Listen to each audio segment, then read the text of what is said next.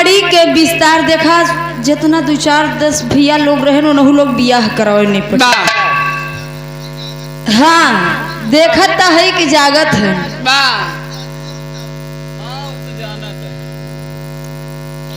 बिरादरी समझ के आई है हम लोग।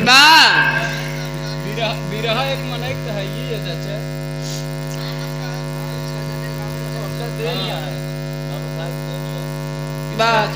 आप सब आपस में विचार कैला कि बाबा साहेब को सुनबा कि हास रस को सुनबा, रामायण महाभारत शिवपुराण कृष्णलीला जहाँ से सुने की इच्छा हो। हाँ देखा आप सब करा नहीं वही फिर शुरू करी तो मारदंगा होवे लगे। कहीं वीर रस गाओ कहीं नहीं हास रस गाओ। सारी वीरता ही मंच के पास आवे। काहे से रातिये से देखा थे, सामने से देखा था कि हुआ पूरा वीर रस उधर पलट के चला जाता है। तब सही है ठीक बाबा साहब ये सब है। 4 लाइन के भूमिका बतावा जाता मास्टर साहब।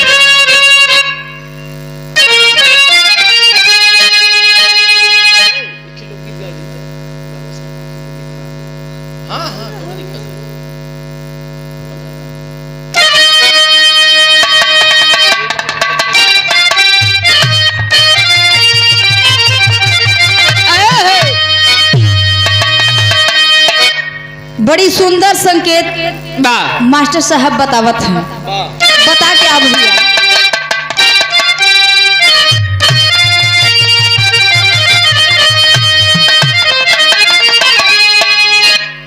अरे पाता राम जी के हो, पाता राम जी के अरे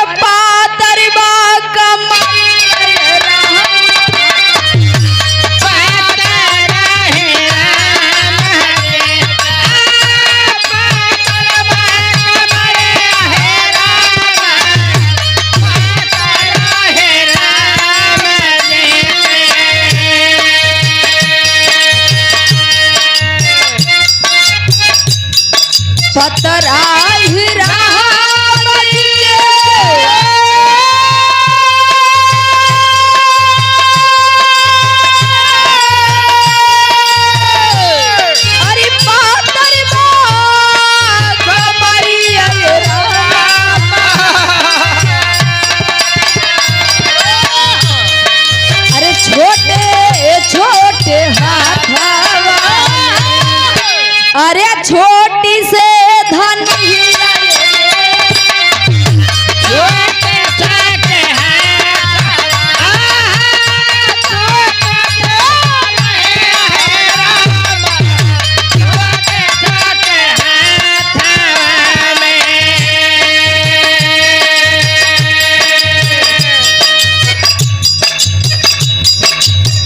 अच्छा भैया ये गीत के लाइन है, मगर इसी लाइन में संकेत हो कहना है।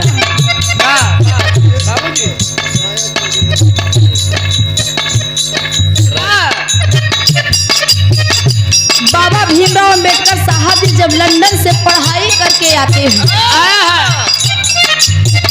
लंदन से पढ़ाई करके आते हैं, ए बाबू अपने इंडिया में आए जमुना की पदवी मिला एडवोकेट यानी वकील साहब जी के।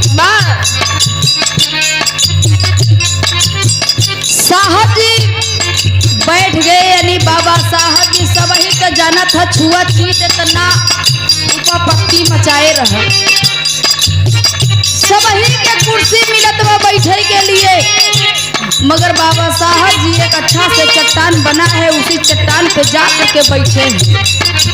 मगर कहना है मास्टर साहब बताया जाता है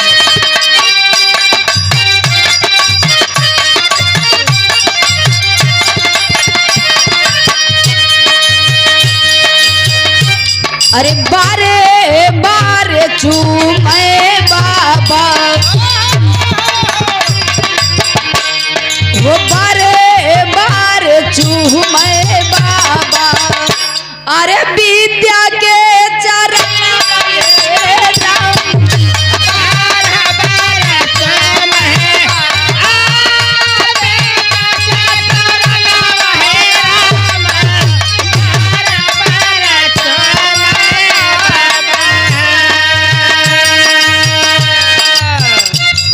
के बाहर चूहे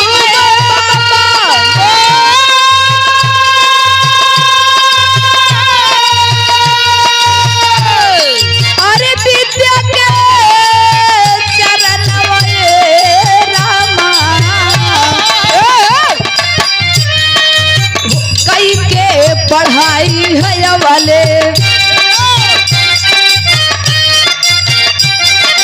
कई के पढ़ाई है वाले अपने आस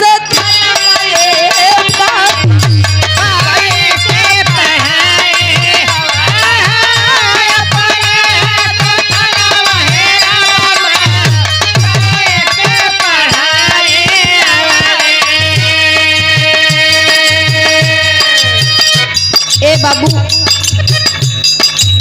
बाबा साहब के कथा आप लोग बड़ा विस्तार से सुने होंगे।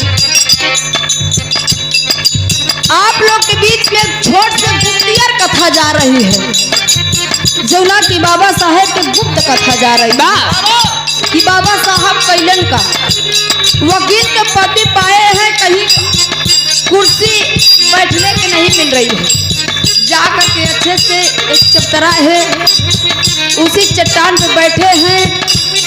एक सेठ हाउस सेठानी रहे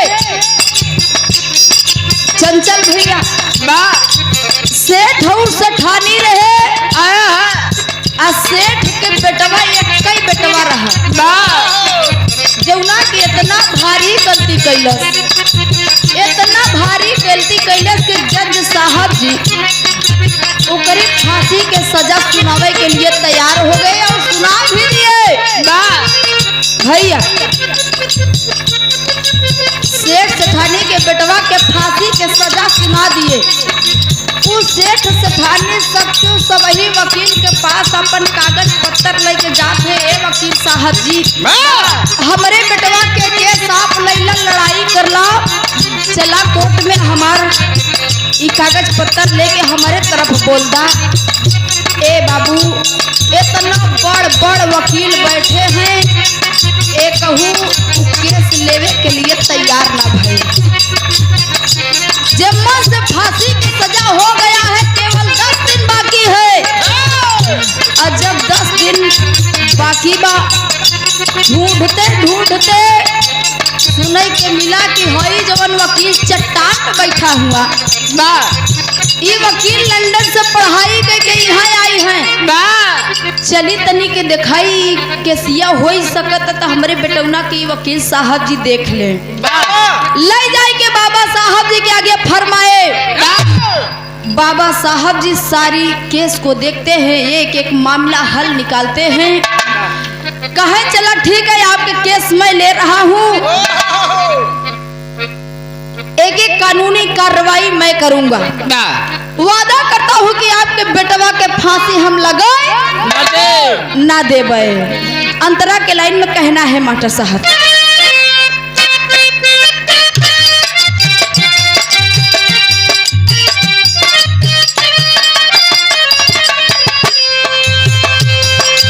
अरे बतिया के सुनी बाबा मान में विचारा ले, बतिया के सुनी बाबा मन में विचारा ले, बतिया के सुनी बाबा मन में विचारा ले।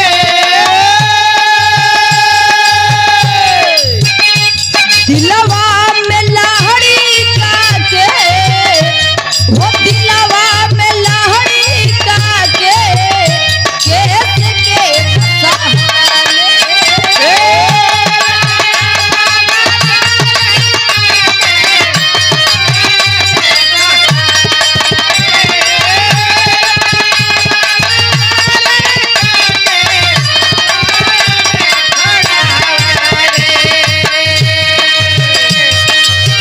अरे बाबा सुना हमें लागे, वो बाबा सुना हमें लागे। अरे अपना कहना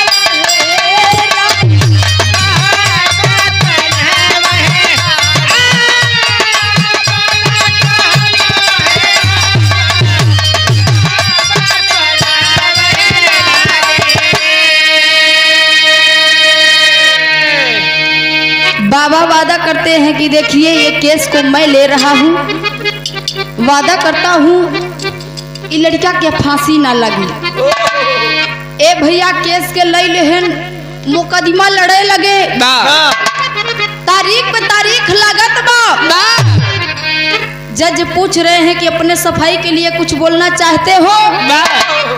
बाबा साहब जी कुछ बोल नहीं रहे हैं, सिर्फ खड़े ही हैं, सिर्फ खड़े ही हैं। अरे जज साहब के बात के अनुसार बाबा साहब के सेठ सेठानी देखा था, कहा रे बाबा अरे तोहरे वकील के ऐसी तैसी ई बतावा कहा हमार बेटवा बचाई ले बा, हमार बेटवा के आज 2 दिन बाकी है फांसी के लिए। जज बार बार पूछा था कि अपने सफाई के लिए कुछ कहना चाहते हो? कोनो बतिया बोलत है या? बाबा साहब कहा कि देखा हम केस की लड़त है ना, कहे के लिए इतना उपपत्ति मचाती हो? ए बाबू समय आ गया, 2 दिन और बीत गया। जिस दिन फांसी के समय था 5:10 या 7 पे ऐसे कुछ फांसी के समय बताया जाता है। फांसी के एकदम समय क्लियर हुआ, लड़का के फांसी के फंदा लगा करके ए बाबू लेके चल दिए, जा करके काला वस्त्र पहना करके एकदम तैयारी करते हैं। जैसे फांसी के फंदा डाले, जैसे फांसी के फंदा डाले वैसे जा करके बाबा साहब हाथ को पकड़ लिए। अब पकड़ करके एक बात बोलते हैं, बोलते क्या है?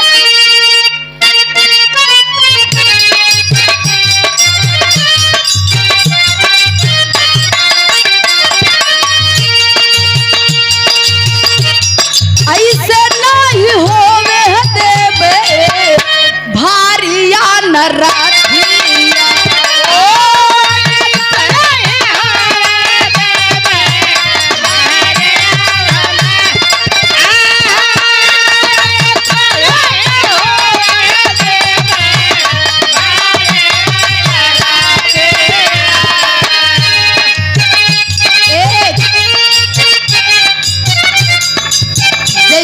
फांसी के फंदा गले में जात बा, बाबा साहब जाके पकड़ लिए। अरे जल्लाद,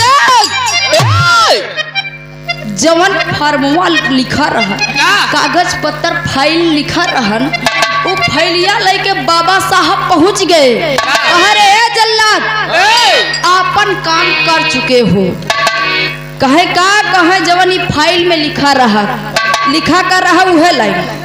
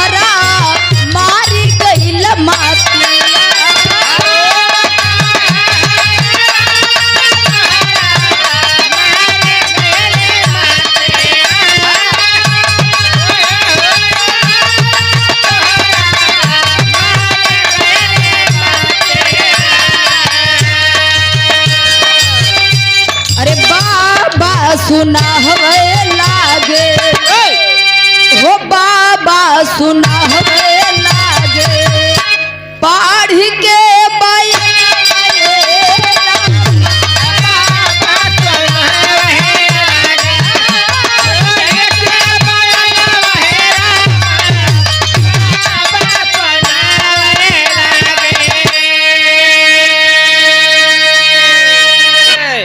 ए बाबू जा करके जल्लाद के सामने जैसे कि काला वस्त्र पहनाते हैं जल्लाद, फांसी के फंदा डाल दिए और जैसे रस्सा खींचे के कोशिश किए, खींच भी गया, फिर भी जा करके बाबा साहब जो बच्चे को पकड़ लिए। जल्लाद के बुलवाए और जज साहब जी के भी बुलवाए। बाबा साहब दिखाने लगे कि अरे ए जज साहब, आप जज हैं, मैं वकील हूँ, मगर आप अपने ही फाइल पे, अपने ही राइटिंग, अपने ही लिखा को अंदाज लीजिए कि सिर्फ आप फांसी लिखे हैं, मौत नहीं लिखे हैं। ये बच्चे के सिर्फ फांसी हुआ है, मौत नहीं होने दूंगा। ए बाबू, उसी दिन, उसी घड़ी, उसी समय से तुरंत जज साहब जी वो इरादा को, वो शब्द को बदल दिए। अगर आज किसी की भी फांसी होती है तो लिखा जाता है फांसी सजाए मौत, यानी कि इनका मौत हो जाना चाहिए। ऐसे ऐसे महान आए और चले गए, अंतिम प्रमाण में कहना है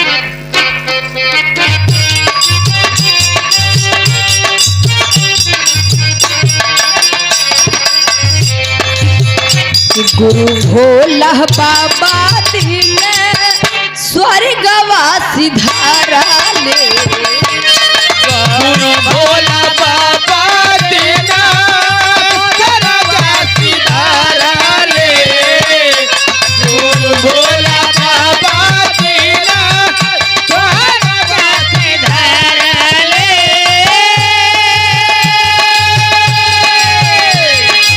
स्वर्गवास दहयारा में राहिया निहारा ले,